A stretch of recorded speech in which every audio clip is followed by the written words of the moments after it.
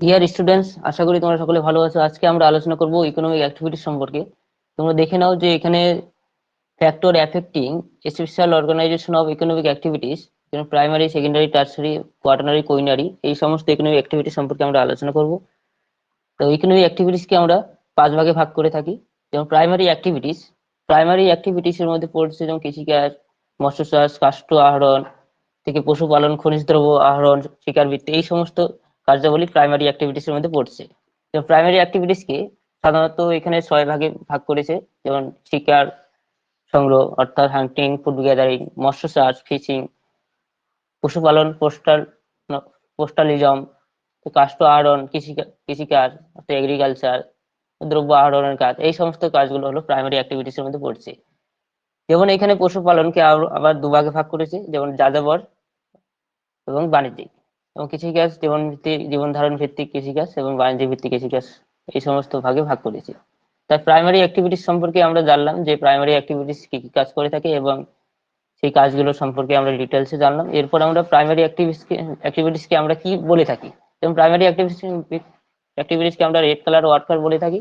The primary activities, they are directly dependent on environment as this refer to utilization of the earth resource such as land, water, vegetation, building material এবং minerals. যেমন it thus includes hunting and gathering, coastal activities, fishing and forestry, agriculture and mining and quarrying, এই সমস্ত কাজগুলি primary activities এর মধ্যে অন্তর্ভুক্ত। তাহলে primary activities সম্পর্কে জানলাম। এখন আমরা জানবো সেকেন্ডারি অ্যাক্টিভিটিস কি এবং সেকেন্ডারি অ্যাক্টিভিটিস কি কি কাজ করে থাকে, সেই কাজগুলি সম্পর্কে আমরা জানবো। এবং দ্বিতীয় স্তরের অর্থনৈতিক কাজ বা সহায়ক অর্থনৈতিক কার্যাবলী বা সেকেন্ডারি অ্যাক্টিভিটিস কে আমরা তারা কি কি কাজ করে থাকে। যেমন এখানে খনিজ কৃষিজ সম্পদ,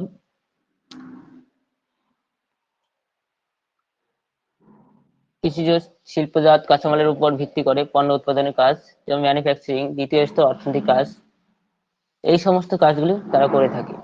যেমন তারা কি কি কাজ করে থাকে চার্টের আকারে আমরা দেখিয়ে দিয়েছি। যেমন কাঁচামালের বৈশিষ্ট্য অনুসারে কি কাজ করে থাকে, উৎপাদিত দ্রব্যের বৈশিষ্ট্য অনুসারে কি কাজ করে থাকে, আয়তন অনুসারে কি কাজ করে থাকে এবং মালিকানার উদ্যোগ অনুসারে তারা কি কাজ করে থাকে। এই সমস্ত কাজ হলো সেকেন্ডারি অ্যাক্টিভিটিস এর মধ্যে পড়ছে। সেকেন্ডারি অ্যাক্টিভিটিস যেমন মেটাল ওয়ার্কিং এবং বিভিন্ন automobile production, chemical and engineering industries, IT industries, construction and ship building, finance, এই সমস্ত কাজগুলি তারা করে থাকে। যেমন এখানে সেকেন্ডারি অ্যাক্টিভিটিস কে আমরা কি বলে থাকি, ব্লু কলার ওয়ার্কার। এগুলো অলরেডি আমরা জানি যে secondary sector is called manufacturing sector or industry sector, এই সমস্ত তারা কাজ করে থাকে। তাহলে এখানে চার্টের আকারে দেখে লেখা আছে, তোমরা দেখে নেবে। তারপর পরেরটা চলে যাচ্ছি আমরা। এরপরে আমরা জানবো তৃতীয় স্তর অর্থনৈতিক কার্যাবলীর মধ্যে কি কি পড়ছে। যেমন তৃতীয় স্তর অর্থনৈতিক কার্যাবলীর মধ্যে পড়ছে যেমন ব্যবসা বাণিজ্য, ট্রেড অ্যান্ড কমার্স, খুচরো বিক্রয়, যেমন রিটেলিং, পাইকারি বিক্রয়, পরিষেবা, এই সমস্ত কাজগুলো তারা করে থাকে। যেমন পরিবহন, ব্যাংক ব্যবস্থা, চিকিৎসা, আইনি সাহায্য, ওকালতি, শিক্ষা ব্যবস্থা, এই সমস্ত ইত্যাদি কাজ তারা করে থাকে। তাহলে তারা কি কি কাজ করে থাকে এই চার্টের আকারে দেখানো হয়েছে। যেমন টার্সারি অ্যাক্টিভিটিস এর মধ্যে পরিষেবা, ব্যবসা বাণিজ্য, পরিবহন, যোগাযোগ ব্যবস্থা, যেমন তারা কিভাবে কাজ করে থাকে। যেমন প্রথম স্তরের কাজ কি কি, কৃষিকাজ, উৎপাদিত পণ্য সেগুলো। তৃতীয় স্তরের অর্থনৈতিক কাজ, পরিবহন, চিনি শিল্পে কাঁচামালের যোগান। দ্বিতীয় স্তর অর্থনৈতিক কাজ, চিনি শিল্প প্রসার। যেমন তৃতীয় স্তরের অর্থনৈতিক কাজগুলিকে আমরা কি করে থাকি, কি বলে থাকি, পিঙ্ক কালার ওয়ার্কার। এরপর আমরা জানবো চতুর্থ স্তরের অর্থনৈতিক কার্যাবলী কি কি রয়েছে। যেমন চতুর্থ স্তরের অর্থনৈতিক কাজ বা নব্য অর্থনৈতিক কার্যাবলী বা কোয়ার্টারনারি অ্যাক্টিভিটিস, তারা কি কি কাজ করে থাকে। যেমন এখানে বলা আছে, যেমন information technology, information processing, research and development অর্থাৎ পিএইচডি, এছাড়া বিভিন্ন ধরনের বিনিয়োগ সংক্রান্ত কাজ তারা করে থাকে। তো এই কাজগুলো তারা এই কাজের সঙ্গে যুক্ত, তাকে কি বলা হয়, workers in develop economic year in the knowledge sector, এই সমস্ত কাজের সঙ্গে যুক্ত তাদেরকে নলেজ সেক্টর হিসাবেও বলা হয়, নলেজ সেক্টর নামে পরিচিত তারা। এখানে ইনফরমেশন বেস সার্ভিস তারা করে থাকে, অলরেডি বলেছি। এবং কোয়ার্টারলি অ্যাক্টিভিটিস তার চিত্র চার্ট আকারে দেওয়া আছে যে তারা কি কাজ করে থাকে। যেমন তথ্য প্রযুক্তি, আইটি, অথবা বিনোদন বা শিক্ষা বা মধ্যম স্তর প্রশাসন বা বিনোদনের মধ্যে পড়ছে যেমন সিনেমা, টিভি, পর্যটন। এবং মধ্যম স্তর প্রশাসন কাজকর্মের মধ্যে পড়ছে সরকারি এবং বেসরকারি কার্যাবলী পড়ছে।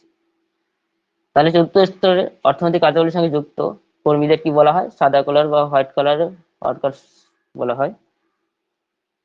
তো এরপর আমরা জানবো পঞ্চম স্তরের অর্থনৈতিক কার্যাবলীর মধ্যে কি কি পড়ছে। যেমন পঞ্চম স্তরের অর্থনৈতিক কার্যাবলীর মধ্যে তারা কি কি কাজ করে থাকে। যেমন চতুর্থ স্তরের অর্থনৈতিক কাজের সূত্র ধরেই যে বিশেষায়ন, পরামর্শ দান, প্রশাসক ও ম্যানেজার সিদ্ধান্ত গ্রহণ ও নীতি নির্ধারণ সংক্রান্ত সমস্ত ধরনের এই কার্যাবলী করে থাকে। তারা তাদের এই কাজকর্মকে চার্ট আকারে দেখানো হয়েছে, তারা কি কি কাজ করে থাকে তোমরা দেখে নাও। তাই এই কাজের সঙ্গে যুক্ত ওয়ার্কারকে বলা হয় গোল্ড কালার ওয়ার্কার্স। তাহলে আমরা জানলাম। তাছাড়া আমরা কোথায়, মানে ওয়ার্ল্ডের কোথায় কত পার্সেন্ট এগ্রিকালচারের সঙ্গে যুক্ত, কত পার্সেন্ট ইন্ডাস্ট্রির সঙ্গে যুক্ত, কত পার্সেন্ট সার্ভিসের সঙ্গে যুক্ত, সমস্ত পার্সেন্টেজ আকারে দেওয়া আছে, তোমরা দেখে নাও। যদি তোমাদের প্রশ্ন থাকে অবশ্যই কমেন্ট করে জানাবে। সকলকে অনেক অনেক ধন্যবাদ ভিডিওটি দেখার জন্য। আজকে এই পর্যন্তই। তাহলে তোমাদের রেখে দিচ্ছি। তোমাদের ভিডিওটি ভালো লাগলে অবশ্যই বন্ধুদের মাঝে শেয়ার করবে। সকলকে অনেক অনেক ধন্যবাদ।